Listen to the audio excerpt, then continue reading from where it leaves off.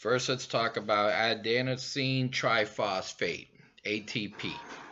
All right, your book talks about ATP being a charged battery. That extra phosphate group that's added to the end of the molecule is actually what's giving it the power, right? The power that your cells are going to use for different functions, depending on what that cell actually does. Whether it's making a protein, whether it's reacting with other chemicals and such. All cellular function is depending on ATP as the power source. On page 227, it actually talks about ATP, and it says ATP can easily release and store energy by breaking and reforming bonds between its phosphate groups. This characteristic of ATP makes it exceptionally useful as a basic source for all cells. On page 228 talks about heterotrophs and autotrophs and what happens during the process of photosynthesis. Remember, in order for life to endure and continue, right, we need energy. That energy is synthesized from the sun through photosynthesis to make glucose, and then just as we learned about the trophic levels, that energy then is actually distributed up the different trophic levels, right, starting with producers, then consumers, and so forth. Right, let's go over 8.1 assessment on page 228. 1A, what is ATP and what is its role in the cell? ATP is the compound that cells use to store and release energy. How does the structure of ATP make it an ideal source of energy for the cell? On page 227, we get the answers. Cells can release the energy stored in ATP by controlling the breaking of the chemical bonds between the second and third phosphate. Because a cell can add or subtract these phosphate groups, has an efficient way of storing and releasing energy as needed. 1C. Explain how ADP and ATP are each like a battery, which one is partially charged and which one is fully charged, and why. Answer: ADP and ATP are like batteries because they store energy. ADP has only 2 phosphate groups and fewer bonds, so it's like a partially charged battery.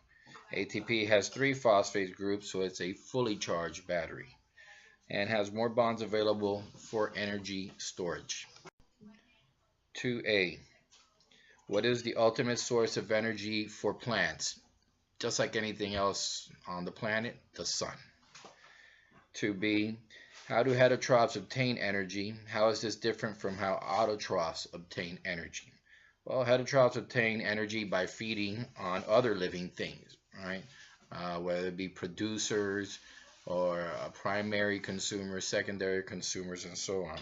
Autotrophs, by contrast, make their own food. And remember, the food they make, it's for them. We actually, right, all the other animals that consume, all the heterotrophs, get the extra. And 2C, why are decomposers such as mushrooms considered heterotrophs and not autotrophs? Answer: decomposers consume the remains of living things for energy and cannot make their own food. Alright, so this concludes 8.1.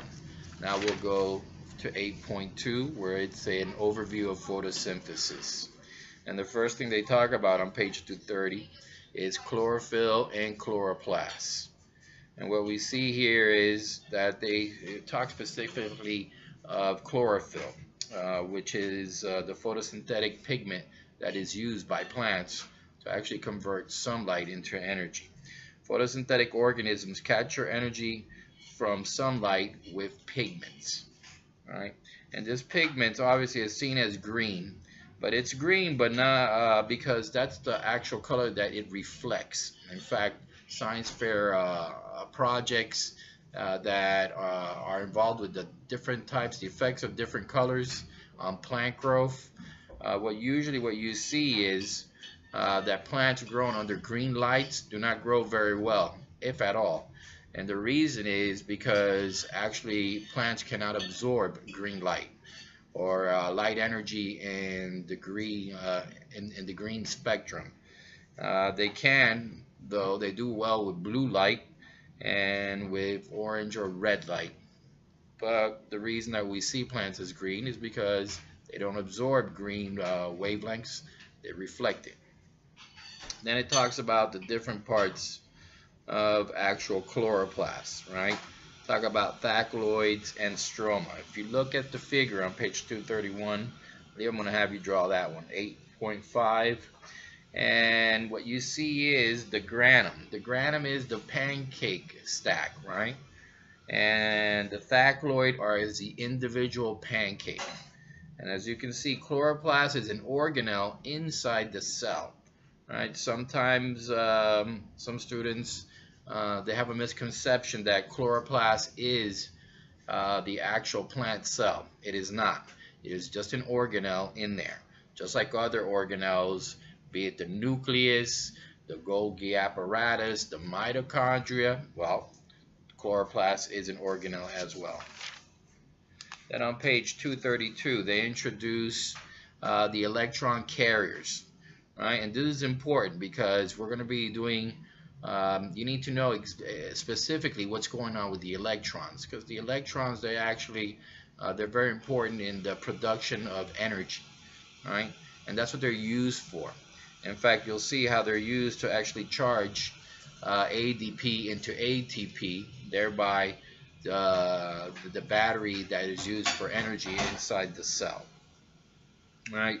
And then what they talk about, they want to try to make a connection of the electron carrier being like a glove, right? Sort of like an oven glove that's used to carry a hot potato. The hot potato would be the electron, and that's basically the main business of the electron carriers, right? NADPH and NADP plus is just to carry electrons to different areas of chloroplast in order for it to complete its mission of converting sunlight into energy. Page 232 at the bottom talks about the actual formula for photosynthesis. I expect you to know both the formula in symbols and in words. So you can see in symbols, the formula is 6 CO2 molecules plus 6 H2O molecules in the presence of sunlight make 1 molecule of glucose, C6H12O6, and 6 molecules of oxygen. Right? And I want you to get used to talking about, when you look at the formula, look at the reactants and the products. Right? This is good training for chemistry coming up. So on the right hand side, we have the reactants. The reactants are going to be CO2 and H2O, water. And in the presence of sunlight, they give us the products, which are going to be sugar and oxygen. In words, we can see it in plain English, right? The reactants being carbon dioxide plus water, and the products being sugars and oxygen. And again, I expect you to know both, right? Both the formula, both in symbols and in words. Over on page 233, they start talking about the light-dependent reactions and the light-independent reactions. Some books refer to it the light and dark reactions. The light-independent reaction, let's start there. Why they call it that is because even though they do not need sunlight, it's not that they only go on, it goes on at night.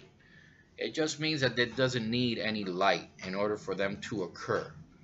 Right? And that has to do with the different types of plant. Cam plants, or for instance, cacti in the desert.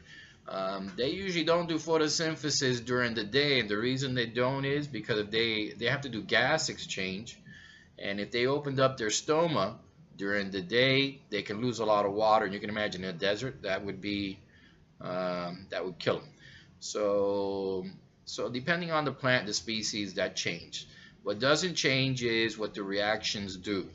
All right, and the light-dependent reactions, Again, we see involves two sets of reactions. The first step being the light-dependent reactions. The light reactions are uses energy from sunlight to produce energy-rich compounds, right? So basically, it's the first step in synthesizing that sunlight. And then in the light independent reactions, molecules that are produced, right? So the sunlight that's harnessed in the light dependent reaction are then used to make sugar, right? So the independent relationship between the light dependent and the light independent reactions, as you can see, the two sets of reactions work together to capture the energy of sunlight and transform it into energy-rich compounds such as carbohydrates. All right, let's go over the assessment questions for 8.2. 1A. Why are pigments such as chlorophyll needed for photosynthesis? Answer: they capture energy from sunlight. 1B. How well would a plant grow under pure yellow light? Explain your answer. Answer: it would not grow well because chlorophyll does not absorb much light in the yellow region of the visible spectrum. 2A. What is the function of NADPH? Answer: NADPH transfer high energy electrons between molecules. They're electron carriers. 2B. How is light energy converted into chemical energy during photosynthesis? Answer: light energy absorbed by pigments produces high energy electrons that are used to convert NADP plus and ADP to compounds NADPH and ATP, trapping the energy in chemical form. Look at the electron carrier NADP plus, right? The reason that it's positive, right, is because it's waiting for an electron, and that's why when they get that, those electrons get close to it, they pick it up and they're able to transport it to the Calvin cycle. 2C. How would photosynthesis be affected if there were a shortage of NADP plus in the cells of plants? Answer: because photosynthesis depends on the conversion of NADP plus to NADPH to carry electrons to chemical reactions in other parts of the cell, the process could not occur efficiently if there were a shortage of NADP plus in the cell of plants. 3A. Describe the overall process of photosynthesis, including the reactants and the products. See, they already want you to know.